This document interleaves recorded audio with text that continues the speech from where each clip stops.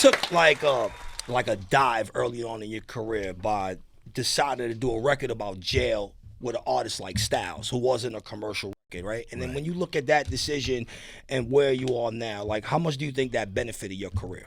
That was the best decision I ever made. Yeah.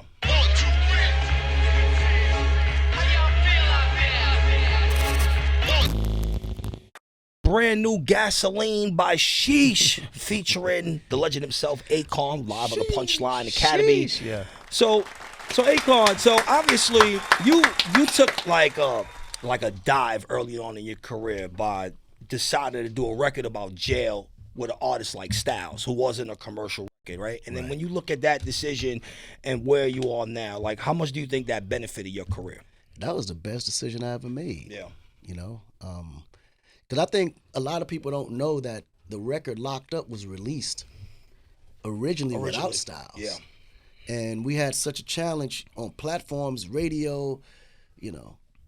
BET thought it was like not hood enough, which was at that time, I can understand now. Today I couldn't understand it, but back then I kind of understood it because it was such, it was almost like it was kind of weird to hear R&B niggas singing about street shit. Yeah, yeah. So they collateralized it as R&B, but it was like, what is it? Like they couldn't quite. And then I had this reggae kind of, you know, feel on it. You know, with African melodies. It was all over the place from a perspective of something at that time range. And then MTV, you know, completely thought it was just like outside of their scope. Yeah. And wasn't pop enough. You know what I mean? So I was caught in the line in between. And when it comes to DJs, I know some DJs loved the record, probably wanted to play it, but they didn't know what they would play before it or after it.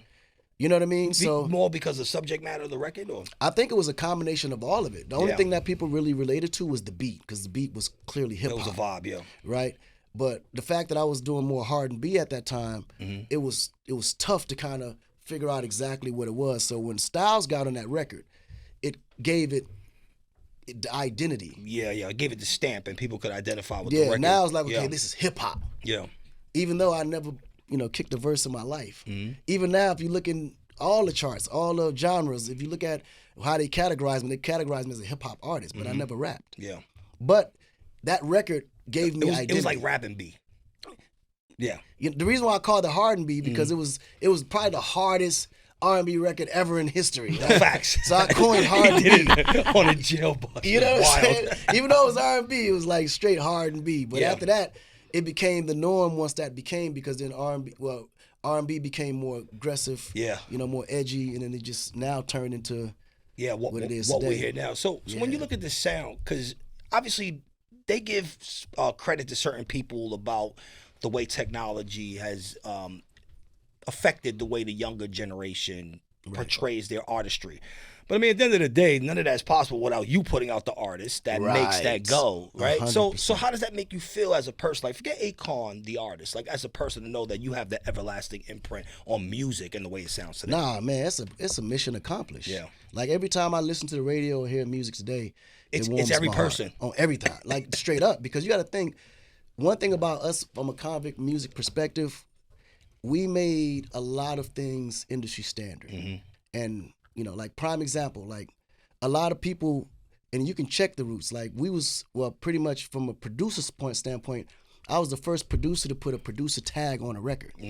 Those convict bars was the first time ever. The convict, You know, so every record I ever wrote, produced, I always put the tag on there. And that became now what industry standard. Every producer's doing it. You know, going back to, you know, speaking hard reality records from a melody perspective into a hip hop beat, which again would be hard and B, but it's the norm now. So that became pretty much industry standard.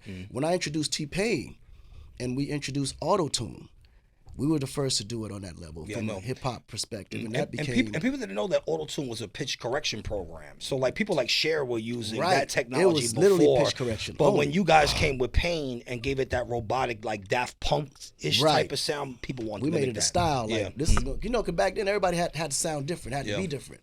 So what would have made Pain any different from being a rapper?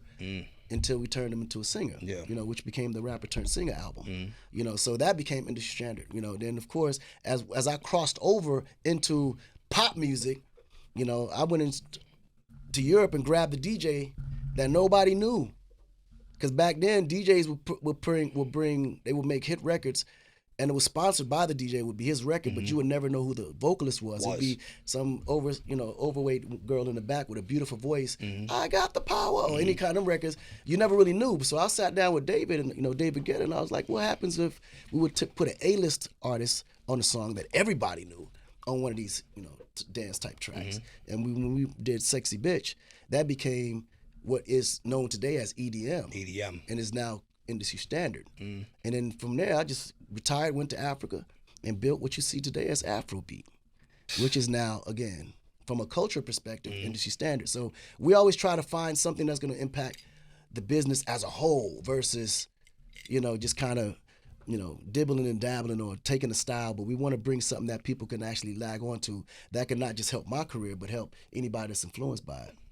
Super jewelry, Tone. Yeah, so I want to speak about another one of your collaborations, the song "Smack That" featuring Eminem. This is his channel. That's one of my favorite records. No, most definitely. We spin it a lot here, right, and we love it. If you're comfortable sharing, is there like a cool little story from the behind the scenes making of the song? I think I might have shared every story there is to share about him.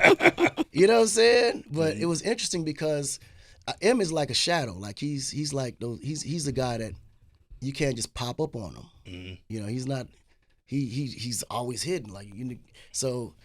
I had a mutual friend, which was Obi Trice. Yep. I said, perfect Obi, person. I need to get to him. Obi's like, don't worry, I got you, but I need a record. Yeah. I said, all right, cool. If a record come out of it, I got you. Yeah. You know what I'm saying? He's like, nigga, say no more. When you coming out to the D? I was like, nigga, I can be in 24 hours. And sure enough, I took the plane, got to Detroit, and we was tracking M down for like 2 days before we found, we caught him. He's a shadow again. Yeah, because even Obi was like, man, I'm trying to get a hold of him. I'm trying to find him. And then finally we got word he's going to be at the studio the next day. And Obi came, picked me up from the hotel, and we went up and popped up on him. And from the moment me and M connected, man, it was like we known each other forever. Nice. I was a huge fan of M. He's always been one of my favorite rappers. Excuse me. And then, he loved what I did, so we both was a fan of each other. Come to find out, I didn't know that M actually produced. He's like, yo, I make beats too. I said, word? I said, well, shit, let me hear what you got. Because I had a whole pack full of stuff that we was going to do together. The first beat he put on was the Smack That beat. Because a lot of people don't know that M produced that track. Yeah. A lot of people didn't know that. So from the moment he put it on, I was like, oh, nigga, this is it. Oh, my God, it's out here. So M went off to lunch, right? Because, by the way, that nigga treat his business, like he treat the game like a real corporate business. Yeah. That nigga, he'll arrive in like 9 o'clock in the morning, take his lunch around 12:30, 1 o'clock for about an hour, come back, and 5 p.m. he's out of there. Like he was out of there. And I was like, so by the time he went to lunch, came back, I had the chorus on there. He's like, oh, this is a smash, this is a hit. I said, all right, cool, I'm gonna finish it. So I went to finish it. By the time I finished it, it was 3 other beats on there that he had that I blazed out too. Like 6 o'clock, I went back to the lobby looking for him. I said, yo, where's M? I want him to hear this shit. They like, he went home. Day over. Day over. What do you mean? So I'm thinking, I do something wrong or some shit. Like, you know what I'm saying? I'm trying to figure out what the hell went on. They're like, nah, man, on 5 on the dot, that nigga gone. Like, he treated like a real business. He spent time with his family. And then I thought about that shit. I said, damn, am I overworking myself? Later I tried to adapt it, but the African in me won't let me. Won't let you. I can't. I feel like I'm missing out on something. I gotta be working 24 hours out the day. But to make a long story short, M came back the next day with his verse already done on the record.